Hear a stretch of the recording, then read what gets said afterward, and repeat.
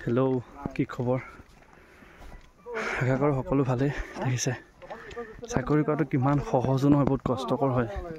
কাৰণ এখন ঘৰ বাৰী এৰি মা দেউতাৰ নিজৰ সুখ দুখৰ কাৰণে আজি ইয়াত এই হাবি জংঘল মাজত থাকিব লগা হৈছে।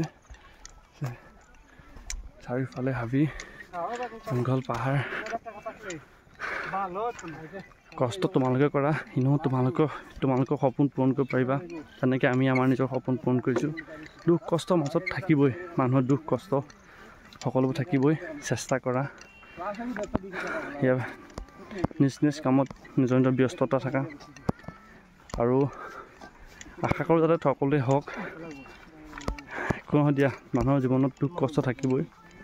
তোমালোকৰ এতিয়া ৰিজাল্ট দিব, ছেপ্টেম্বৰ লাষ্টত দিব ৰিজাল্ট। তোমালোকে আশা কৰি থকা, নিশ্চয় পাবা।